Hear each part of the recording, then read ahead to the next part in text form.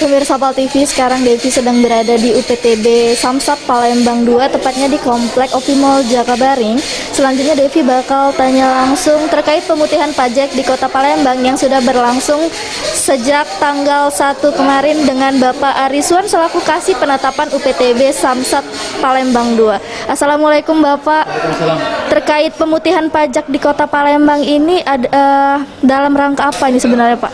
Ya, sesuai dengan program Bapak Gubernur Haji Herman Deru bahwa pemutihan pajak atau penghapusan denda pajak dan penggratisan biaya balik nama pajak ini dilakukan dalam rangka yang pertama, yaitu dalam rangka menyambut ulang tahun kemerdekaan Republik Indonesia yang ke-75, dan yang kedua sebagaimana kita ketahui bahwa terkena pandemi ataupun masalah COVID-19 ini, maka untuk meringankan beban masyarakat, maka pemerintah Provinsi Sumatera Selatan melalui program Pak Gubernur ini melakukan pemutihan pajak, yaitu untuk meringankan beban masyarakat.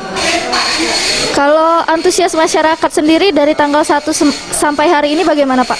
Untuk antusias masyarakat sendiri sangat besar, terutama pada hari ini, tepat hari Senin tanggal 3 ini, sampai jam sekarang ataupun tepat hari ini sudah kurang lebih 681 berkas yang masuk untuk pengurusan pajak di Palembang 2 ini, baik yang untuk teliti ulang tahunan, teliti ulang 5 tahunan, seperti itu. Kalau menurut Bapak sendiri, pemutihan pajak ini ada dalam rangka meningkatkan pendapatan asli daerah sendiri nggak Pak? Ya, selain daripada harapan atau program Pak Gubernur tadi untuk menyambut ulang tahun kemerdekaan Republik Indonesia, meringankan beban ekonomi masyarakat, kami juga berharap bahwa dengan adanya pemutihan pajak ini akan meningkatkan pendapatan asli daerah melalui pajak kendaraan bermotor.